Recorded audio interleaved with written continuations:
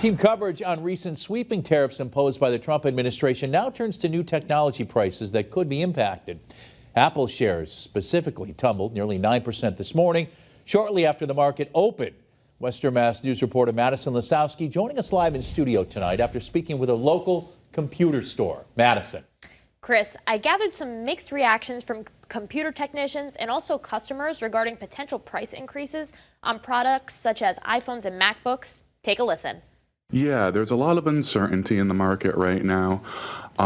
We are definitely having a hard time getting certain products, certain MacBooks and iPads, definitely. Already, Yes Computers in Northampton is struggling to keep up with the uncertain economy and tariff impositions left and right. Jackson Howard, a repair technician at Yes Computers, tells Western Mass News that those prices will only continue to rise. We are expecting prices to rise in the upcoming weeks with all the tariffs and the uncertainty in the market. According to the Council on Foreign Relations, almost all iPhones are still manufactured in China. Tyler Dowley, the operations manager at Yes Computers, suggests the same. Probably like 90% of it is China. But it may not be all bad news. Dowley says that Apple may not see a price increase after all. We've also heard that Apple's investing in manufacturing in the United States, so that could also help to keep the cost down as well. Still, Dowley and Howard say that if you're considering making that big tech purchase in the coming months, do so now. My advice to people is to get the products while they still can and while the tariffs are not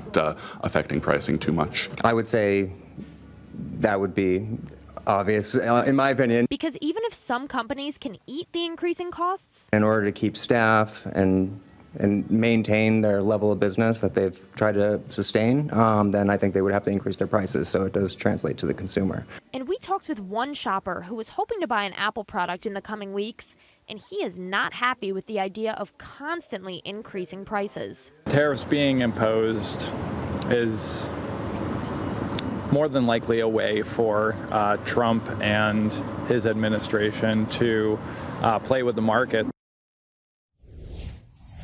Dowley and Howard predict that the biggest increase will be on iPads and MacBooks. So again, experts are saying that if you want to buy one, do that as soon as possible or your wallet will feel the impact. Reporting live in studio, Madison Lasowski for Western Mass News.